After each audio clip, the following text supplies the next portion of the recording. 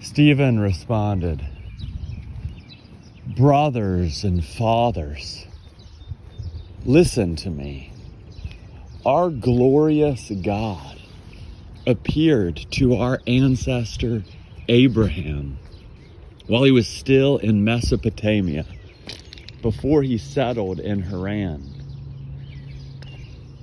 God told him, 'Leave your homeland and kin and go to the land that I will show you.' So Abraham left the land of the Chaldeans and settled in Haran. After Abraham's father died, God had him resettle in this land where you now live. God didn't give him an inheritance there, not even a square foot of land. However, God did promise to seat one of his descendants. God did promise to give the land as his possession to him and to his descendants, even though Abraham had no child. God put it this way: his descendants will be strangers in a land that belongs to others, who will enslave them and abuse them for 400 years. And I will condemn the nation they serve as slaves, God says. And afterward, they will leave that land and serve me in this place. God gave Abraham the covenant confirmed through circumcision. Accordingly, 8 days after Isaac's birth, Abraham circumcised him.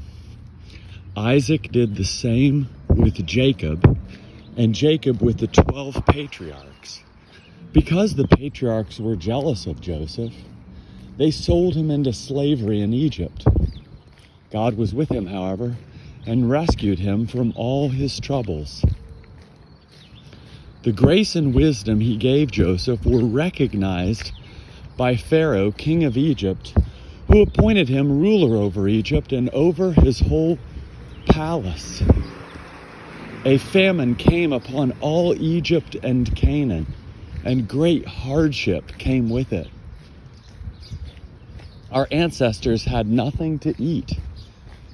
When Jacob heard there was grain in Egypt, he sent our ancestors there for the first time.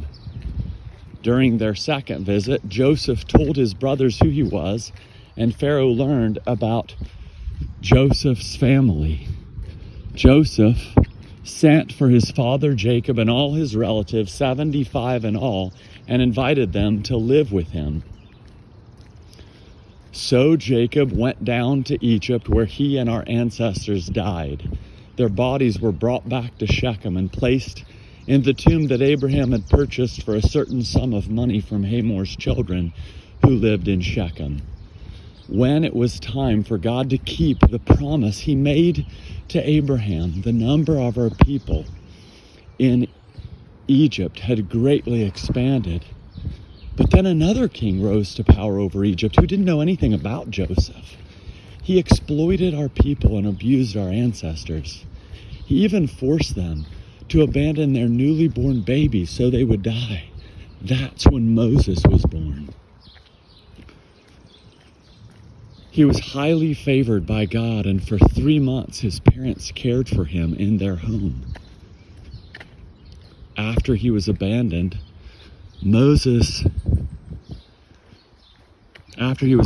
Pharaoh's daughter adopted him and cared for him as though he were her own son.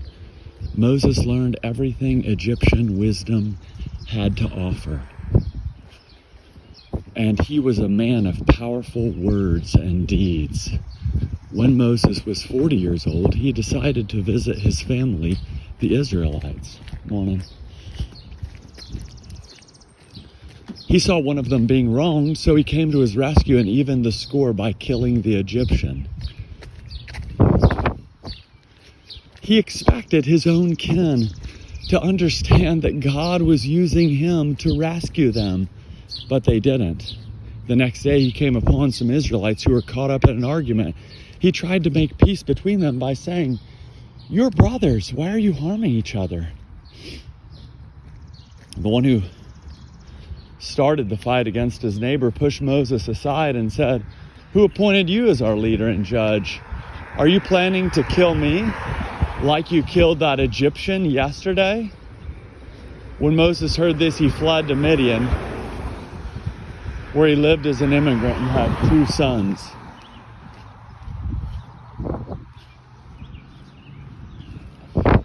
When 40 years later, an angel appeared to Moses in the flame of a burning bush in the wilderness near Mount Sinai. Enthralled by the sight, Moses approached to get a closer look, and he heard the Lord's voice, "I am the God of your ancestors, the God of Abraham, Isaac, and Jacob." Trembling with fear, Moses didn't dare to investigate any further. The Lord continued, "Remove the sandals from your feet, for the place where you are standing is holy ground." For the place where you are standing is holy ground. I have clearly seen the oppression my people have experienced in Egypt, and I have heard their groaning. I have come down to rescue them. Look, I am sending you to Egypt. This is the same Moses whom they rejected when they asked, "Who appointed you as our leader and judge?" This is the Moses whom God sent as leader and deliverer. God did this with the help of the angel who appeared before him in the bush. This man led them out after he performed wonders and signs in Egypt, at the Red Sea, and for 40 years in the wilderness. This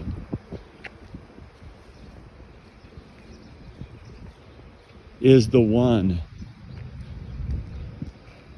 who said to the Israelites, "God will raise up for you a prophet like me from your own people."